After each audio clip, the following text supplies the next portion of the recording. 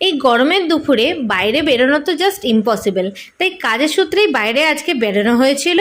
আর কাজ সারতে সারতে দুপুর গড়িয়ে বিকেল হয়ে গেল, আর দুজনের পেটেই একদম সেই লেভেলে ছুঁচো দৌড়চ্ছিল খিদের চোটে। তাই আরেকজন বলল চল আজকে মেহকে পাঞ্জাবের লাঞ্চটা সারা যাক। আর আমাকে কেউ রেস্টুরেন্টে খেতে বলবে আর আমি সেটা মানা করবো, এটা তো হতে পারে না।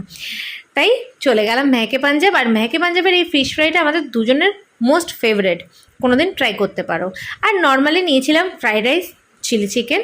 হ্যাঁ, অন্য কিছু ট্রাই করা যেতেই পারতো, কিন্তু দুপুরে ওই ভাতের রিপ্লেসমেন্টটা জাস্ট অন্য কিছু দিয়ে হয় না। তাই ভাত না, তার জায়গায় ওই রাইসেরই আইটেম ফ্রাইড রাইস নিয়ে নেওয়া হলো। অ্যাকচুয়ালি এটা আমার আর ও দুজনেরই একটা বিরিয়ানির পরে বলতে পারো এটা একটা ফেভারেট আইটেম। ব্যাস ওই আর কি, খাওয়া দাওয়া শেষ করে মুখ শুদ্ধি খেয়ে বাড়ির উদ্দেশ্যে রওনা দিলাম। और जाने से पहले सब्सक्राइब तो बनता है बाबू मसाई।